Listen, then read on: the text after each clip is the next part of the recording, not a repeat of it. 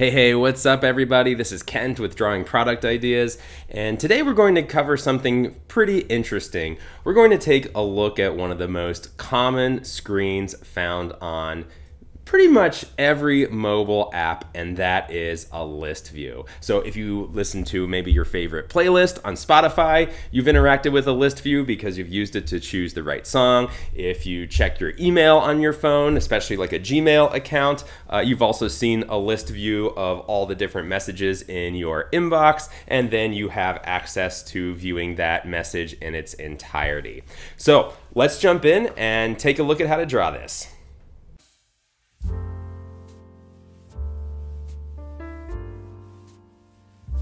Okay, so we're going to jump in here. Feel free to go ahead and grab your favorite tools. For this exercise, I'm going to use my set of Pigma Micron pens. They have varying weights. I'm also going to use my favorite set of Faber-Castell pencils, also with varying degrees of softness. And then I'm also going to grab a straight edge and a circle template because that's going to help me add that extra level of polish to my drawings so that they look like they were created by a designer.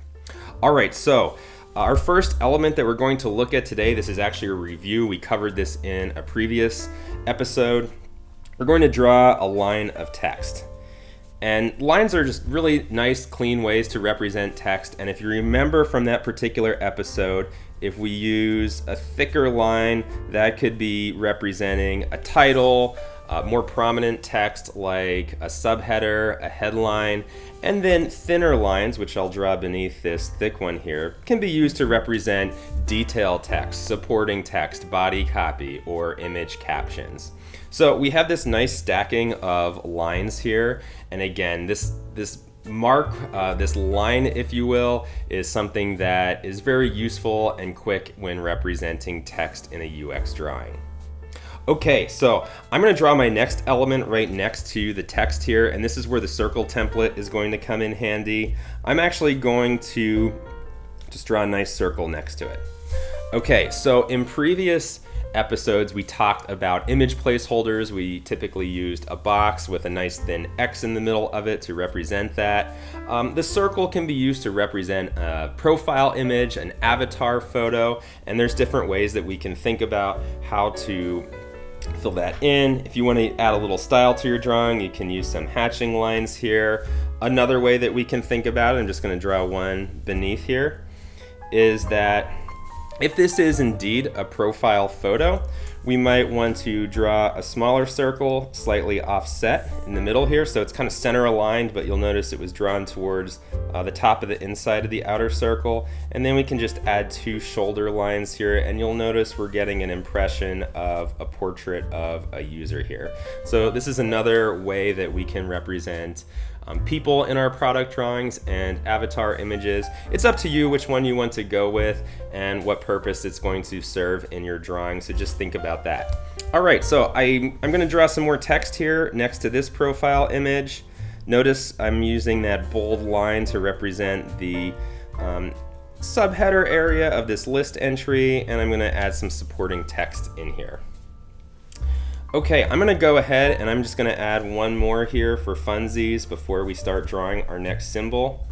So notice I'm combining two key symbols here, the text and the profile image.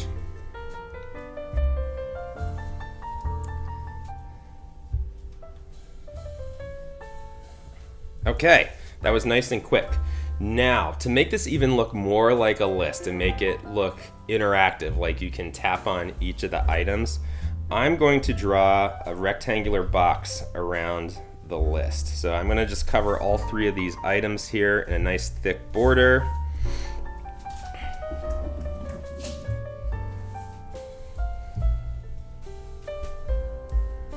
Okay, and then I'm actually going to take a thinner pen just because I can, and I'm going to draw some nice divider lines between these three list items in this box. And now you'll start to notice that this is looking more like a mobile screen. So you could consider each one of these list items, the group of elements here, the image, the text, and the bounding box, as another element of our UX library, our building blocks of product drawings, if you will. And if you start to stack those elements, you'll notice that we can start to create a list view. So I think a good example today, let's use an inbox UI for this, and we're going to draw a basic list view in an email inbox. So in addition to the elements that we already covered, to do this we're going to need another 2 elements. We're going to draw an app bar. I did a deeper dive into this in our previous video, and we're also going to use the symbol for a button. And in this case, if you're familiar with material design like I am, we're going to make that button float over top of the list view. So something a little bit extra today, some bonus material and creating a nice polished list view drawing. All right, so let's jump in. A lot of times I like to just rough out my drawing with pencil and then go over it in ink later on. So I'm just going to draw a basic box here, and I'm going to draw divided actually at the top here, heart with a nice horizontal box. This is going to eventually become my app bar. And then if you think a lot about mobile apps, you have a lot of your main actions appearing at the bottom of the screen. That's because it's reachable by your thumb when you're holding the device and interacting with the app with one hand. So in the lower right here, I'm going to just add a box. This is eventually going to be my create new button. Now, if we look at our overall list view layout, you'll notice that the icons are all left aligned. Using my Faber-Castell pencils, I'm just going to draw a quick, very light construction line. This is going to indicate my margin. So all of my image placeholders in my list items are going to start along this line.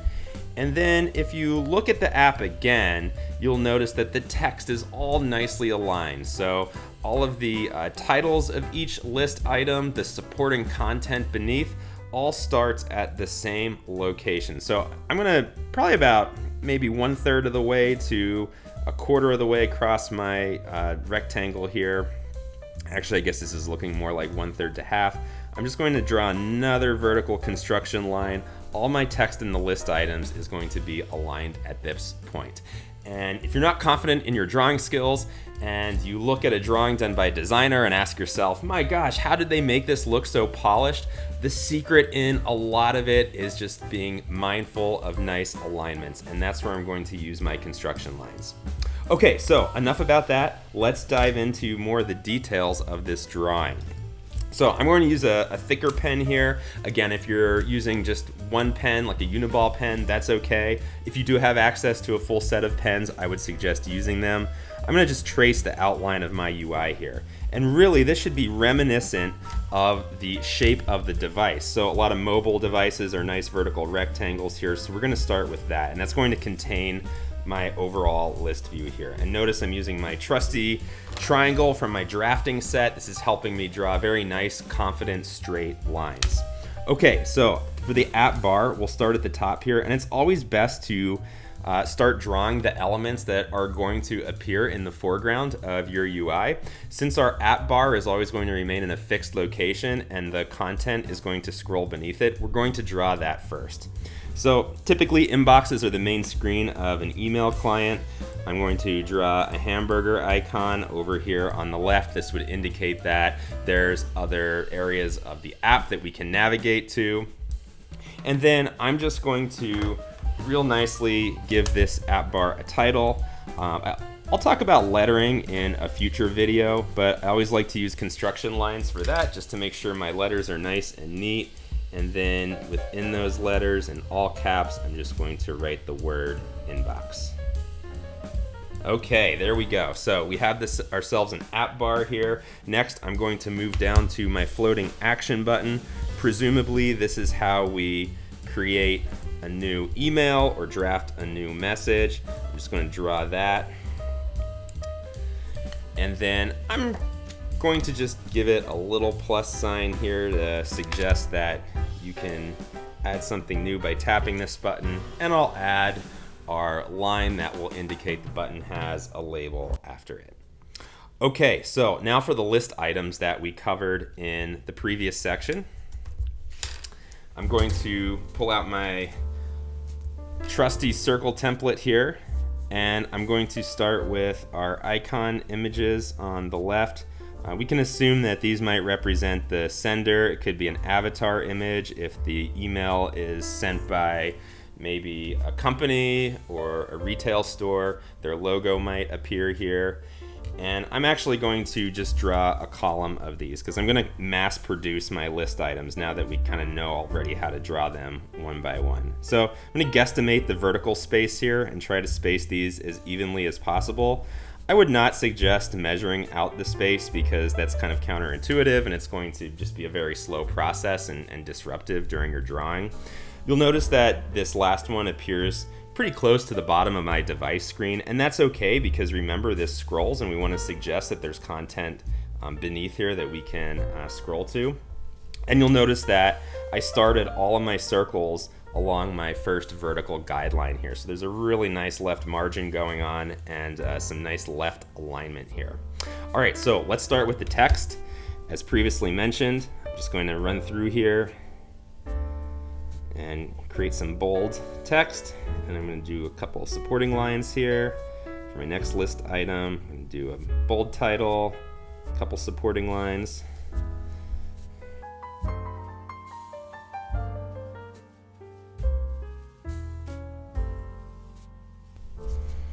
Now, when we get down here, since the floating action button appears on top of the text, we actually do not want to draw our text over the button. So in order for it to appear on top, the text is going to be behind the button. Therefore, our lines are going to stop where the button starts. And that will give you the illusion that the button sits on top of that part of the UI. I'm just gonna go back here, fill in a few missing details. Just ink in some of my bolder text here. It shows our subject lines. And now what I'm going to do is I'm going to add a little bit of nice designer polish. I'm going to grab a thinner marker here.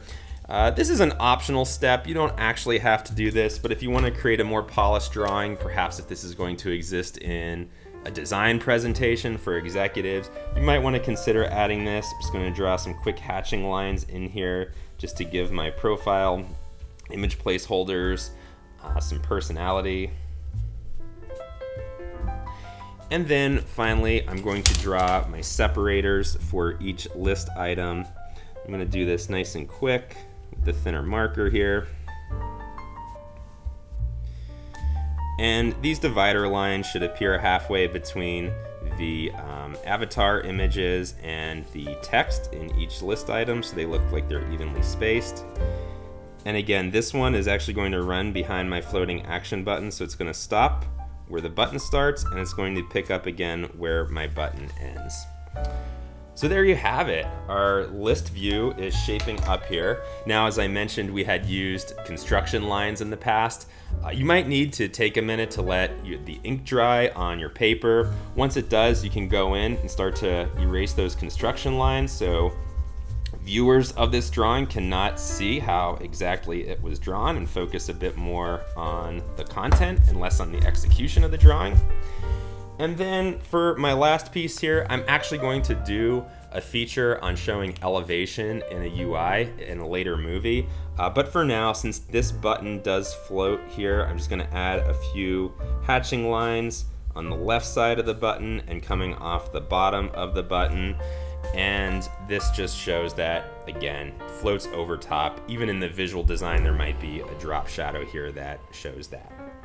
All right, and then as I mentioned in our previous video, since the list item does scroll, we can add a quick indication of a scroll bar here. I drew a vertical line to represent the scroll track, and then I filled in the actual scroll bar handle. All right, so there you have it. We just created a list view. And if you take a minute to just reflect on those elements, those building blocks, if you will, that we covered earlier in this video that you used to create this drawing, I want you to think about how you might combine them to create some sort of other list view, or how you might arrange them to create even some sort of other screen in an entirely different UX drawing.